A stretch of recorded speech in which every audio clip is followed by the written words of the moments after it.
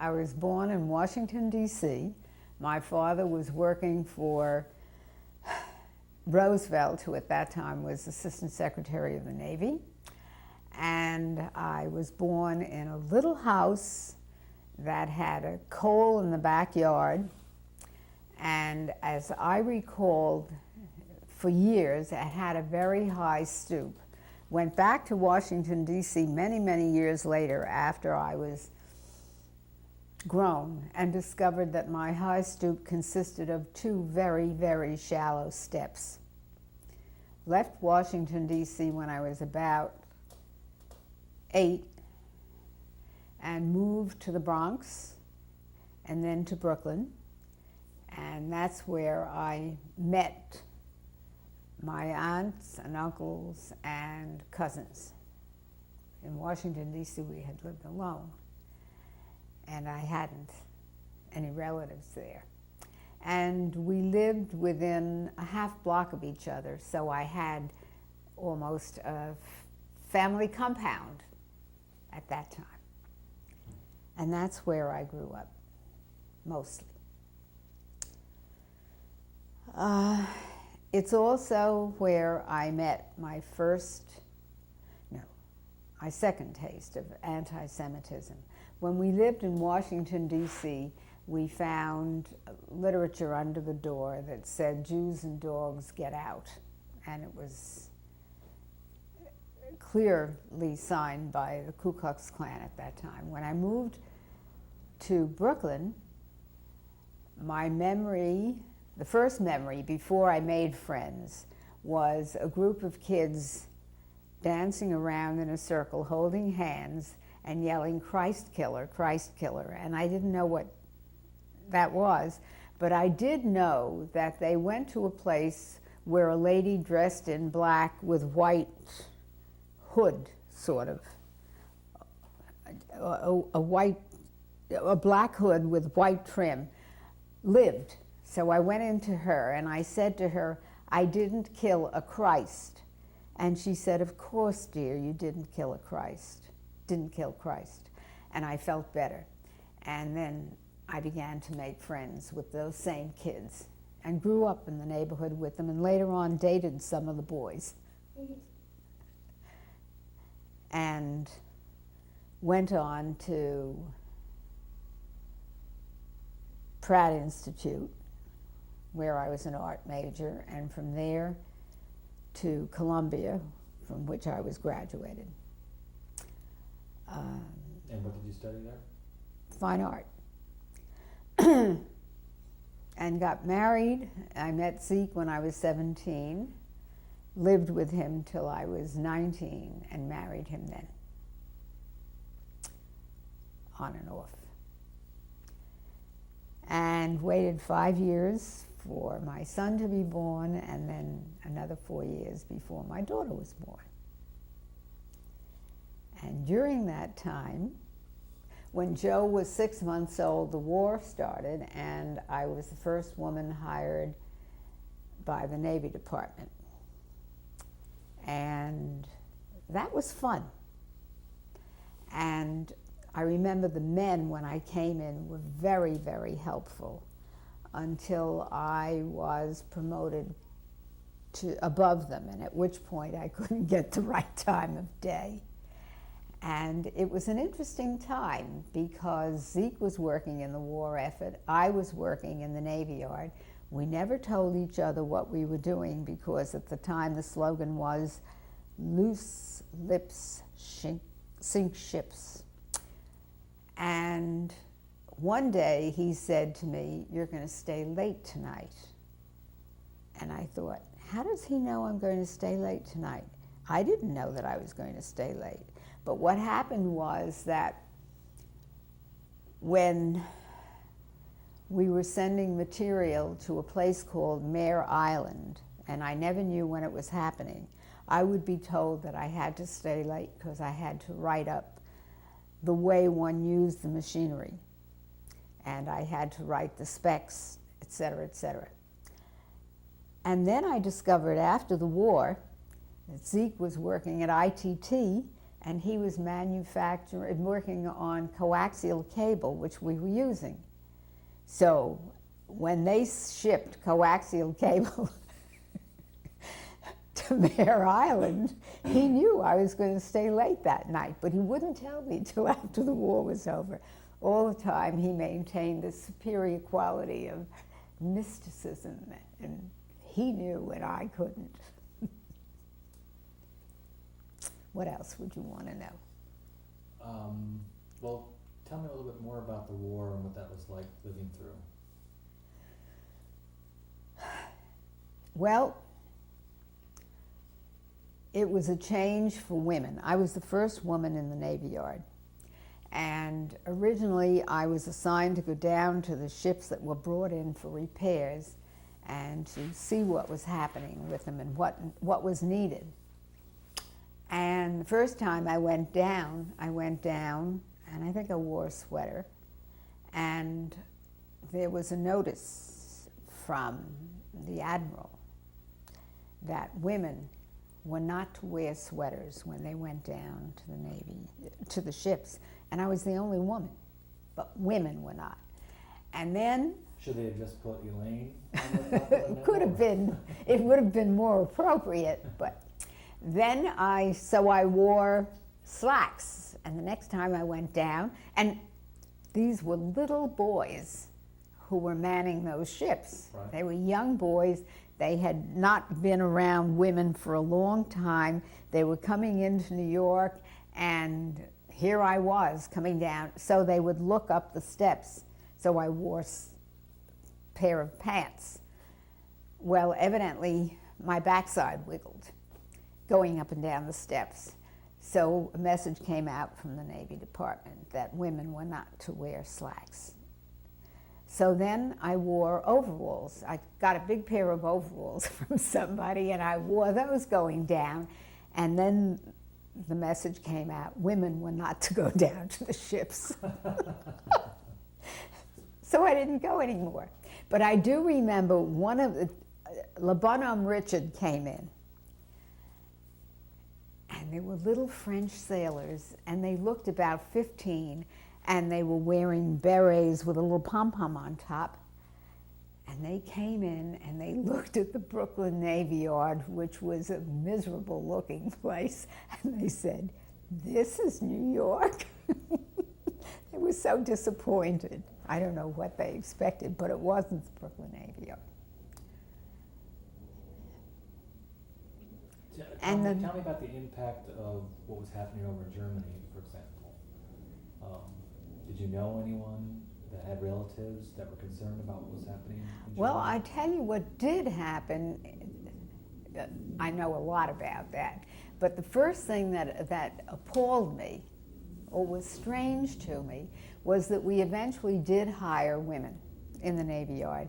And we did hire refugees who had made it. And there was one German woman who came in with a mark on her arm, and with numbers on her arm. And she was married to a German man who had a saber cut, which was, at that time, very high status in Germany.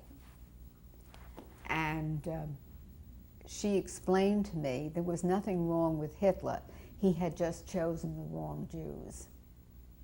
So that was my first experience with that. But working next to me was a woman by the name of Lily Stabini, with whom I became very, very friendly. And she told the following story. She had a brother who was in Italy, and he was killed. And he was in the Italian underground.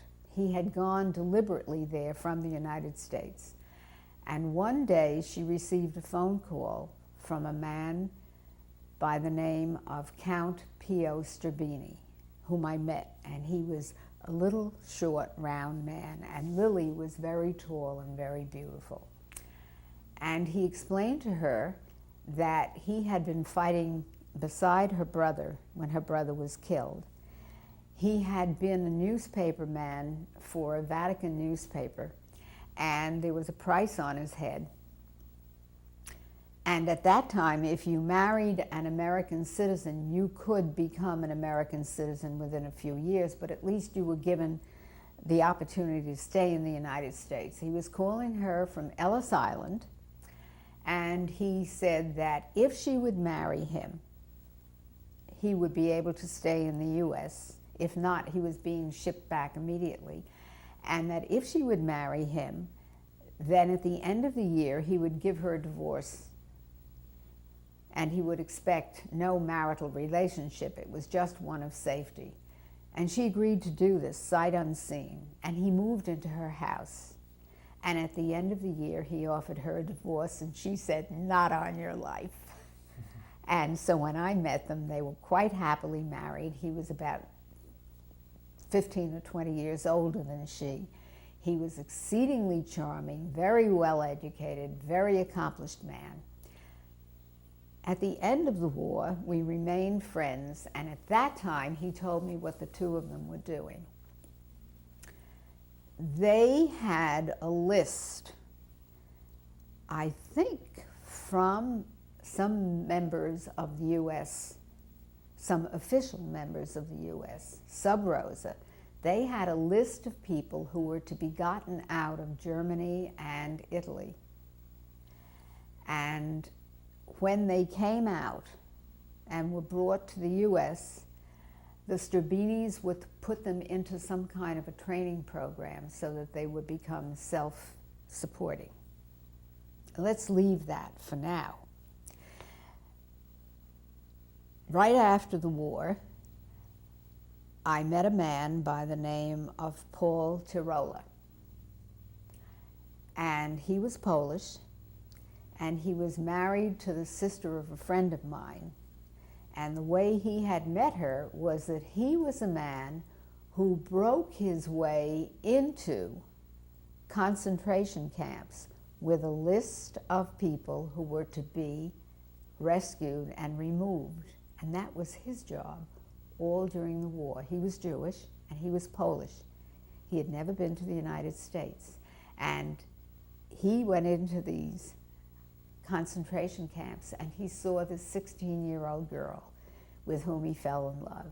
And so he kept going back into that concentration camp and finally was able to remove her and her mother in Poland into the forest. And he said that he built an igloo. It was the middle of the winter. He built an igloo, and he wouldn't let them put any fires in. And eventually they walked out of Poland and into safety. And they ended up in Israel. And then they came here, and they became my friends. And what was strange to me was the fact that he, in effect, without knowing the Strabinis, was doing part of the work that they were doing. Years later, I was having dinner at the friend who was a psychiatrist, and he brought a man to dinner whom we'd never met before. And this man owned a very, very prestigious art gallery in New York. I've forgotten the name of the gallery. Rizzoli, I think. No, that's a book store. It was a very elegant art gallery. And he was talking. He was Italian. And he was talking about how he'd been brought over. He'd been a glass blower. And he'd been brought over here. And he had been trained. And he had eventually become the owner of this art gallery.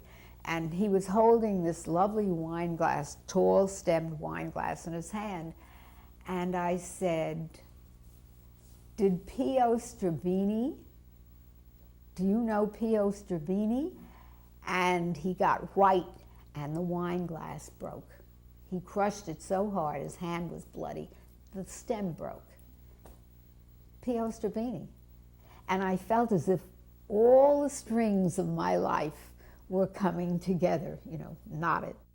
When my children were young, I met a woman by the name of Jan and Peter Rhodes. She was Belgian. And during the war, her father had been killed because he was a Belgian doctor and he was caught taking care of a Jew. So he was killed. Her mother was a very sweet, cherished woman whom everybody protected. And after the war, Jan was in Paris, and Peter was in the OSS, and his cover was foreign correspondent for the New York Times. We discovered after the war that Jan was delivering papers to the French underground, that she was financed by members of the United States, and she had a printing press in her basement, that Peter was working for the OSS, and that her mother, this cherished little woman, was the center point for the British pilots. They would drop the pilots into Belgium, and she would ship them out beyond. And so at the end of the war, everybody found out what they had been doing for the war effort, and there was a movie made about her mother. And that was another thing where my life began to sort of pull together. Prior to the war, we had a business which was printing and distributing throwaways for shops and food stores. During the war, this was not necessary because all you needed were coupons, sugar coupons, clothing coupons. And so we went bankrupt. And Zeke finally got this job at ITT, where he started as a buggy lugger, and he ended up as the administrative assistant to the one of the heads of one of the departments. I think it was I don't remember what the name of the department was. After the war, these places were no longer available. I stayed home, and this was the beginning of Joseph McCarthy's rise to power. During the war, let me put it this way, immediately after the war, while Zeke was still working for ITT and was on his way up, they received a notice from the government that he was no longer to be hired there. He was a security risk. And he had been writing reports for the government on radar, which was just being developed, television, which was just being developed, and he was told not to think. And they gave him, ITT gave him a room and a secretary and told him to start looking for a job. And we couldn't find one because he was blacklisted, because he no longer had security. And so the only choice we had was, we couldn't even get insurance. They wouldn't give him insurance because they thought he was a bad risk. He could be killed at any time. So we couldn't get life insurance. We had 2 small children. And so we tossed a coin. He had sent away to the Small Business Bureau, and they discovered that the 2 businesses that were the least dangerous in terms of mortality rates were a tropical fish business that had been in existence for 5 years, or a stationery store that had been in existence for 5 years. And since we knew absolutely nothing about either one, we tossed a coin, and it came out stationery store. And so we bought a stationery store. I may not have the time sequence correct, but in my mind they're interrelated. Zeke and I were visited by the FBI frequently, and they wanted him to come down and name names, which he maintained he didn't have. And eventually, under McCarthy, he was the first McCarthy victim who appeared on television, and the first one who was offered the Fifth Amendment, which he took. And he refused to talk to them about anything. And as a result, friends of ours, whom we had known for many years, stopped talking to us, would cross the street when we were coming on one side, they'd cross to the other side so that they wouldn't have anything to do with us. And he lost his job at ITT.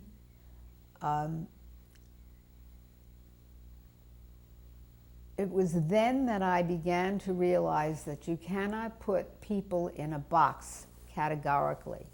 You can't categorize people, because the two people who befriended us called us. I had been a leader in the Girl Scouts of one group, and I had called the person who was in charge of all the groups and explained that I couldn't be going anymore. I didn't think it would be good for the Girl Scouts because Zeke had been called before the McCarthy Committee and it was going to appear in the newspapers, and I didn't think that was good for the Girl Scouts. And I got a call from her later on that night, and she said that she and her husband had been ardent McCarthyites. They felt he was wonderful. And they had been talking, and they felt that if he chose somebody like Zeke and myself, then they had been wrong, and could they come down and talk to us? And they did. And they were unafraid, and they were with us all through the McCarthy era, when everybody else who had purported to be our friends stayed away. So that taught me a lesson.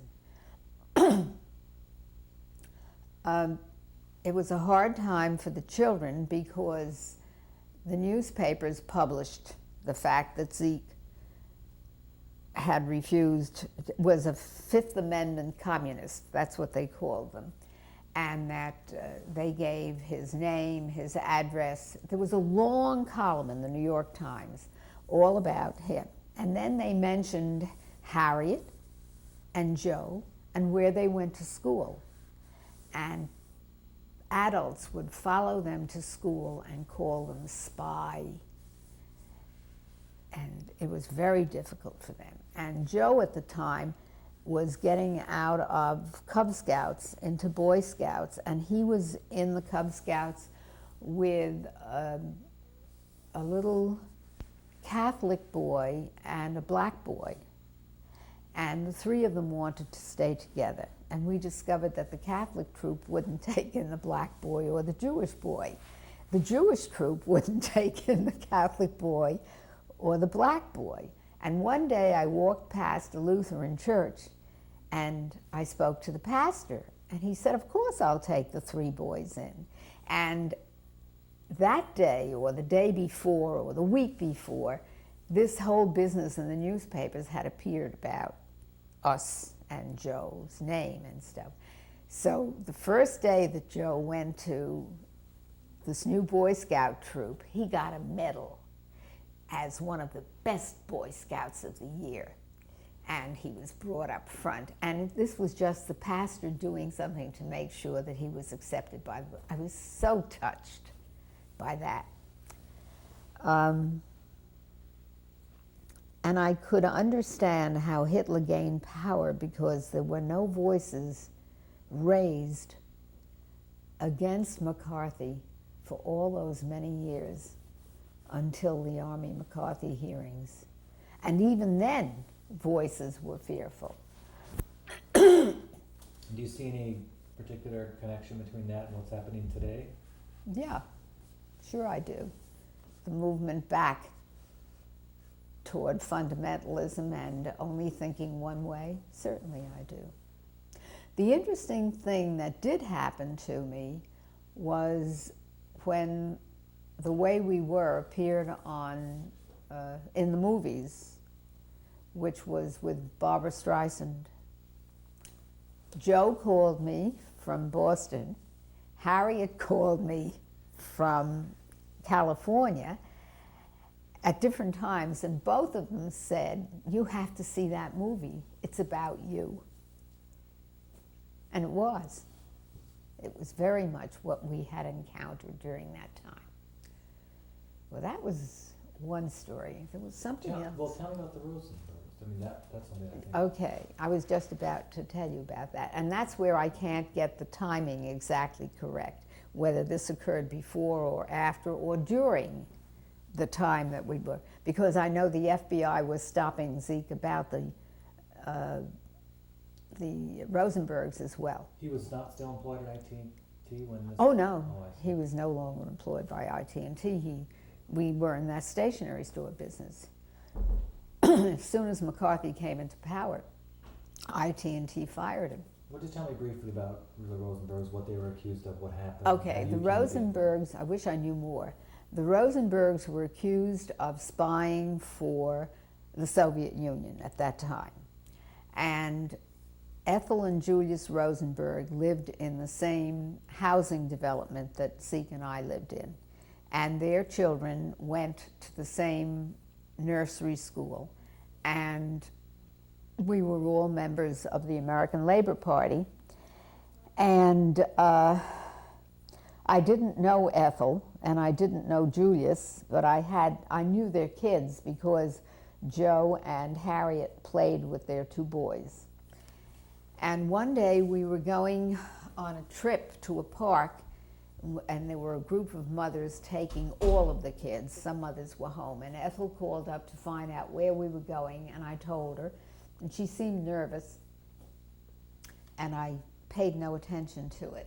And the next day or the day after, in the newspapers appeared the fact that her brother Greenglass had been arrested for stealing nuclear papers or something, and he said that he had done this at the behest of Julius and that they were the reason he was in trouble, and he was going to be a friendly witness for the prosecution.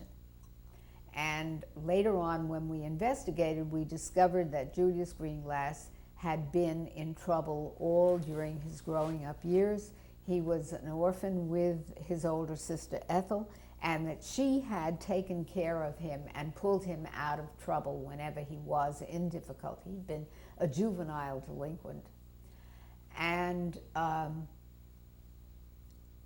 so that was one of the reasons she had been so worried. And then Julius was arrested and put into jail.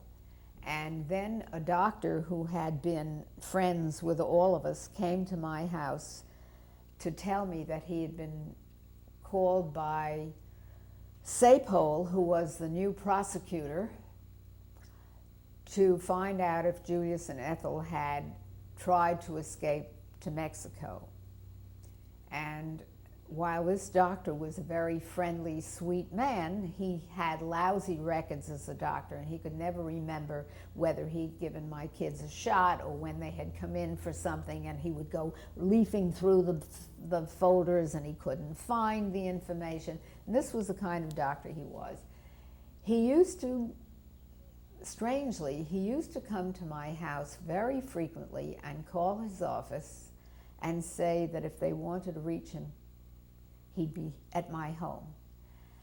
And it was something I never fathomed. I figured either he was sick of being in the office or he had a fight with his wife or something. I never understood why he came to my house, but he did, and he came frequently. He'd frequently sit and read at my house while I cleaned the house, or he would talk about some of the problems he was having in terms of his practice or some of the difficulty he was facing financially. I don't know why, but he was in the house frequently. And then one day he came to the house to tell me that he received a call from Sapole and that they wanted to know if the Rosenbergs had asked him to help them get to Mexico. And he said no, and then he rode around in the car and he was playing Mexican music on the radio, and he thought, yes, they had. So he called Sapole, and he told Sapole that the Rosenbergs had wanted to get to Mexico.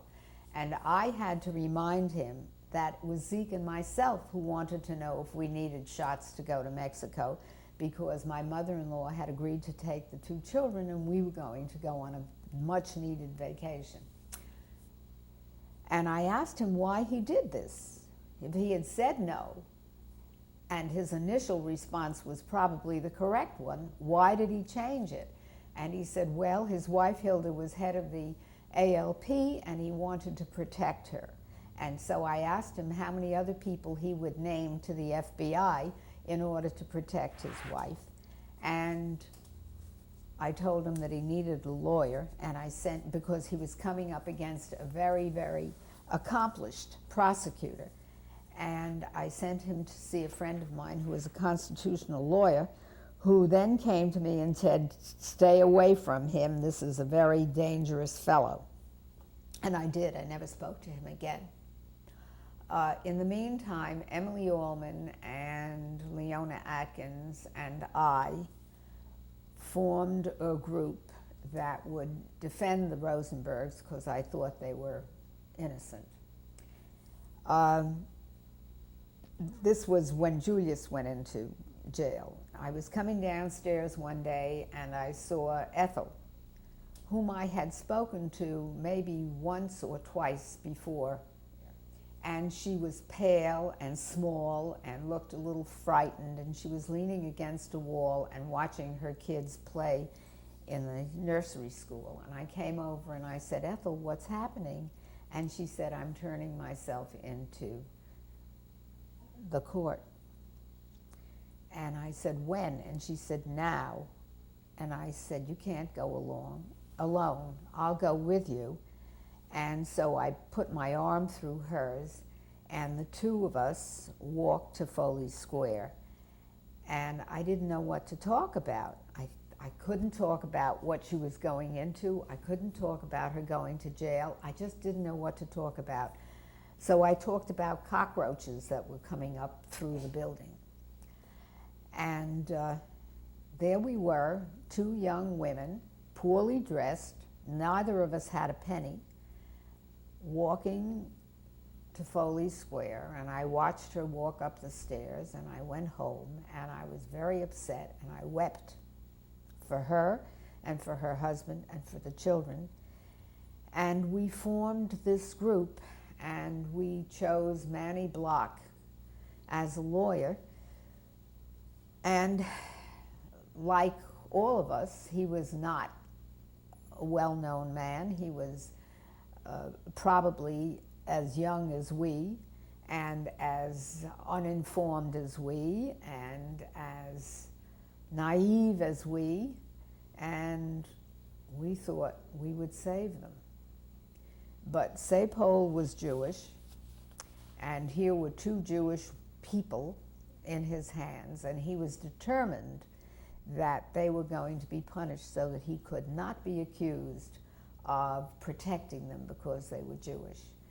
And the answer was that they were killed, and spies that were real spies who were caught before and real spies who have been caught afterwards never were killed. They got some years in jail, and that's all.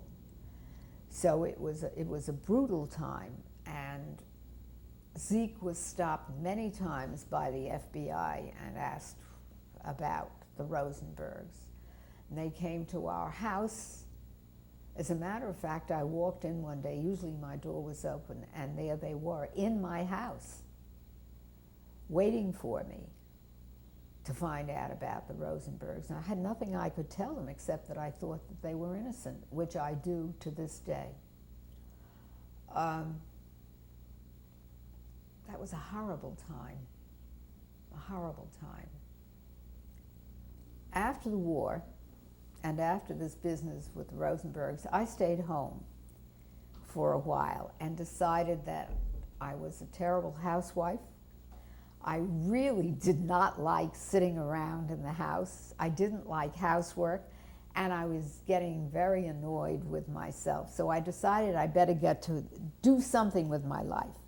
And I went to the Museum of Modern Art, and I took some courses in life drawing again because I couldn't even articulate a life drawing, a body. And I met a psychologist by the name of Francis Alexander. And I went on a series of cocktail parties where I met psychiatrists, psychologists, and social workers. And somebody said to me, "You'd make a good social worker." Well, I knew I wouldn't make a good social worker because I knew what social workers were.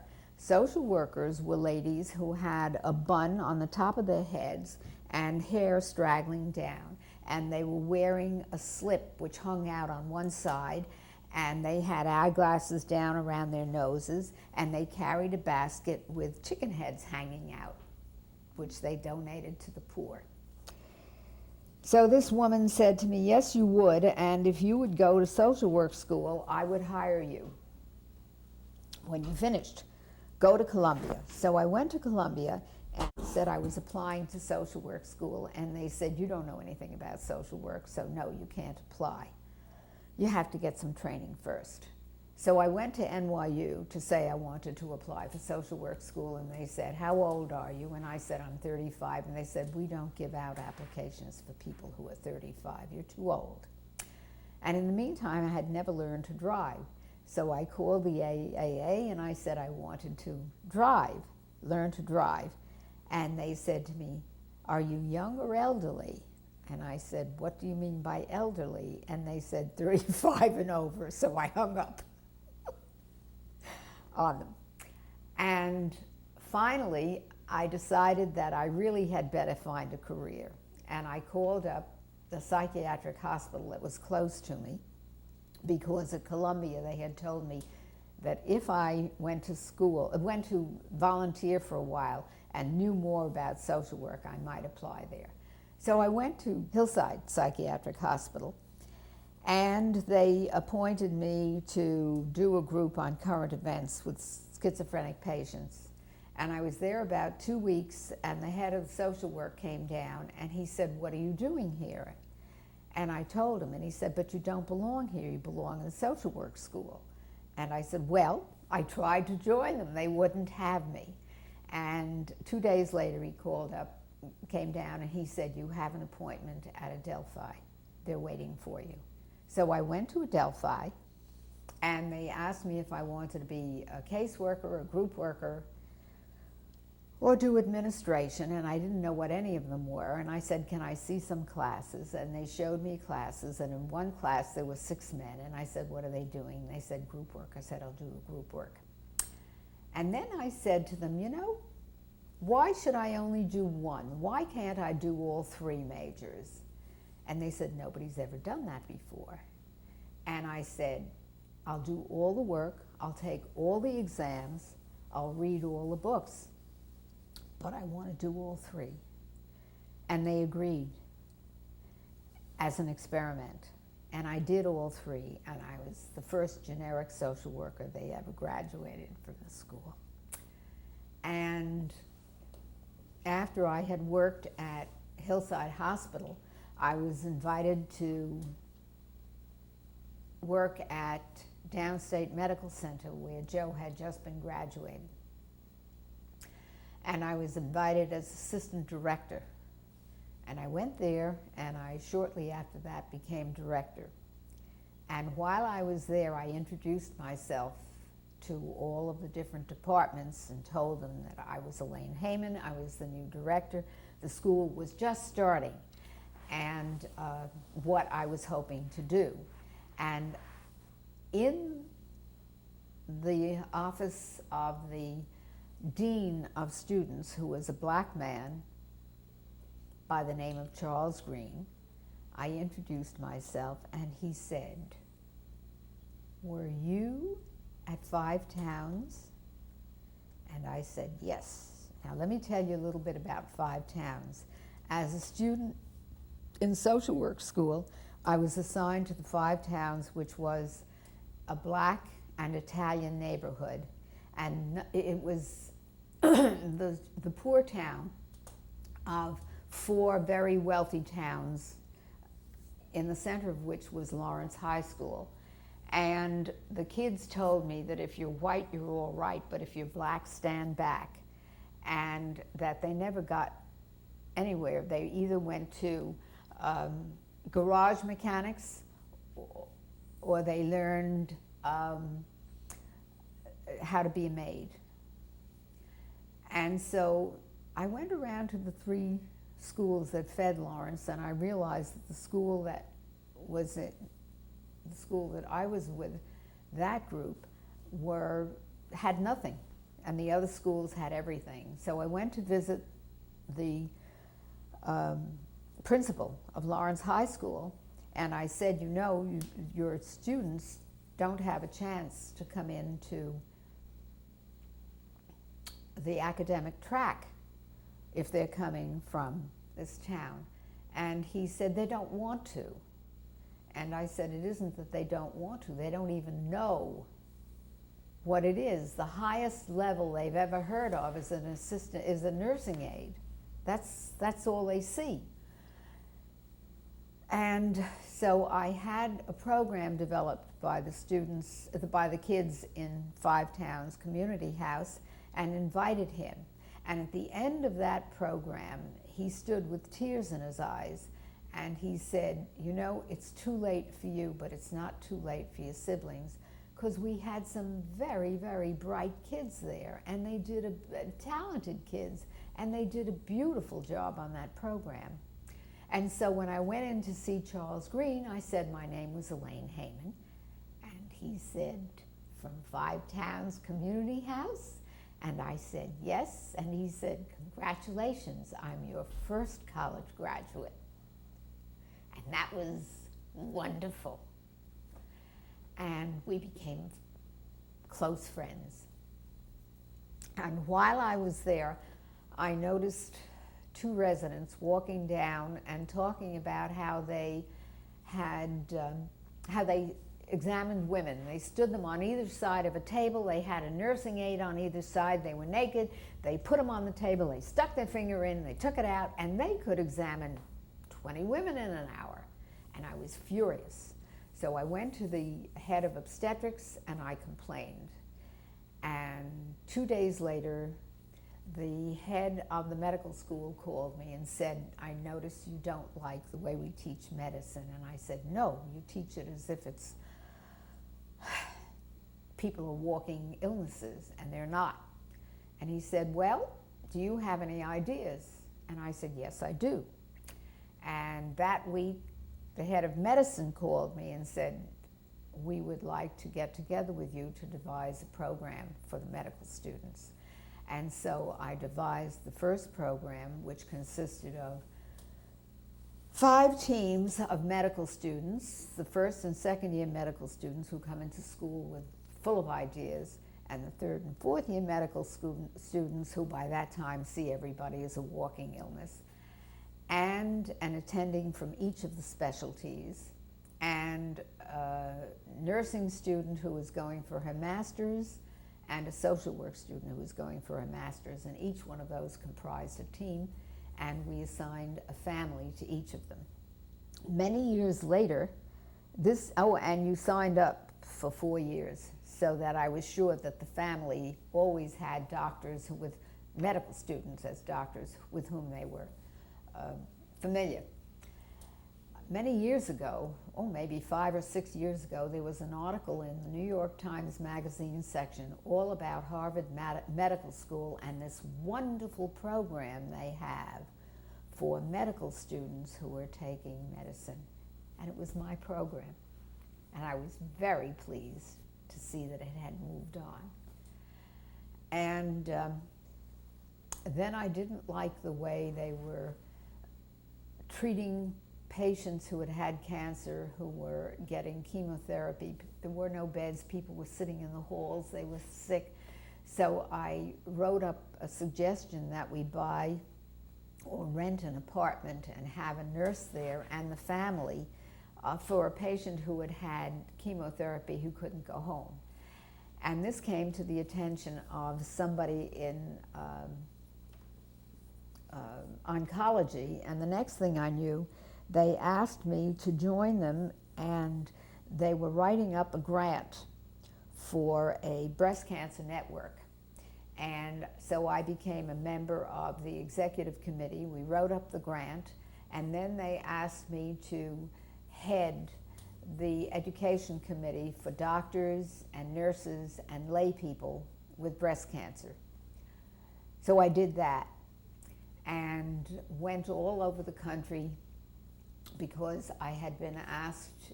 The Breast Cancer Network was a network of a minimum of 14 hospitals, and there were 28 networks all over the country. And I became the chairperson for the Committee for Rehabilitation and Continuing Care. And I was the only non-physician in the whole program.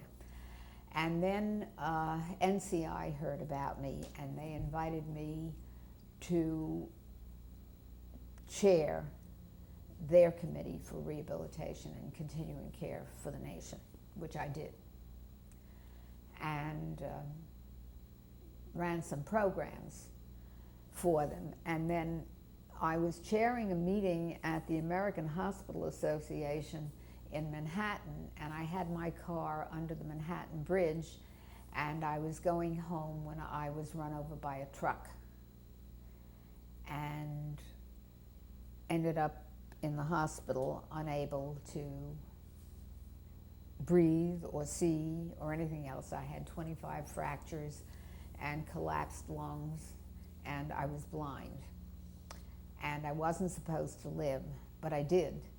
But I could no longer work and do the work I had done. So they kept my job for a year open for me, and I couldn't go back. I couldn't do it. So I went to Rhinebeck and moved there. And while I was there, I took up jewelry making because I had never done that before. And that's something you can do sitting down. And since I was in a wheelchair, that's what I did. And while I was there, I decided that I had to do something about my life, and I had to have fun, and I had to do things that I wanted to do. And so I arranged to go to China. I designed a wheelchair for myself that folded up and was hard, and took it to China, and climbed the wall, the Great Wall, on my crutches. I was on Chinese television, and had a wonderful time in China. I went as a member of a publishing group, which I wasn't, of course. I went as a writer, which I was. I had written and published. And while I was there, a man who was 15 years younger than I, who was a publisher of medical books in California, who was tall and handsome, fell in love. And he didn't see me as disabled. And he walked all over China telling everybody he met how he had to wait to come to China to fall in love. And I corresponded with him for about 2 years. I think he died of cancer later. But it was a very wonderful experience. I didn't feel at all. I even danced on crutches with him, or he would hold me so that my feet would not touch the floor. It was tall, so that I could maneuver. It's good. When Zeke developed cancer, we moved to California to be near his oncologist. He decided early on that he was told he had 3 months to live, and he decided that he wanted to drive to California with me alone so that we could be alone and he wouldn't have anybody else to deal with. And I was scared. And I called Harriet, and Harriet made arrangements with a nurse that if I were in difficulty with Zeke on the way, that the nurse would send her son in a plane to pick me up wherever we were, because I was really frightened to drive with a man who had 3 months left to live, and he did all the driving. Was scary. But we got here, and he had 5 years to live, and we found a house, a mobile home in a park, and we moved there, and it was comfortable, and his life was as comfortable as it could possibly be, and he had a lot of fun. He had friends, and I took him to parties 4 days before he died. I took him to a party and made him as very comfortable as he could be. And after he died, let me put it this way. In my life, married to Zeke, there have surprisingly been a number of men who profess to love me. And so, who profess to love me, and I've never really had a problem that way. And so, after Zeke died, I had a sense of enormous relief because the years before he died were really very trying and wearying. And 4 men were interested in me, and I realized that I had been attached to Zeke for 57 years, and I had moved into a home with him at the age of 19, but I had lived all my life with somebody, with my family, until I was 19. I had never been alone. I had had to compromise all of my life. I'd had to not do many things I wanted to do, and so I resolved that when he died, I would not get married ever again. I would not have anybody living with me full time, and I would do all the things I wanted to do when I wanted to do them, if I had the money, without trying to please somebody else. And I found that was very important and very rewarding. And I had done a study of 100 women between the ages of 55 and 93 after my accident, because I wanted to know what women did when they were forced to retire. And to a woman, none of them, many of them wanted lovers, many of them wanted companionship, none of them wanted to get married. They had been either widowed or divorced. They did not want to get married. And as one woman who was in her 90s at the time, these were all women executives that I interviewed, said, "I like a man in my bed, but I don't want him there in the morning." And as this happened to me, I could fully understand what she meant. I worry about the country. I don't know if there's such thing as progress. I keep feeling it's a circular thing all the time. And that we have to revisit our mistakes, and yeah, country swings it from one side scares to the me. other. It scares me. I don't see, when I was growing up, I think we have passed the golden age in the United States. I think this is the end of the American century, just as it has been in the end of the Roman century, et cetera, et cetera. I begin to feel that maybe some other nation will become the next primary thing in the country, in the world. But what would you say to your children about that, and what words of wisdom you might have for them? I would say to my children, make sure that you have an education that will allow you, that will be important to the world, so that you can survive. That's how I feel now. And I can remember that right after the war, when doctors came to this country from other countries, particularly from Germany and from Yugoslavia and from some of the countries that had been overrun by Germany, and they arrived here, they were talking about the fact that as physicians, they could survive anywhere because they were needed.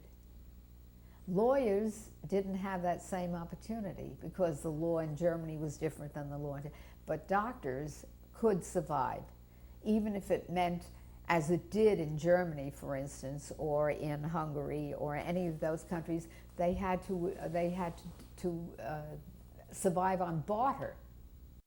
Did I think I would make it this far? My mother lived to 102. So you expected to live this far? I expect to live to 102. Okay.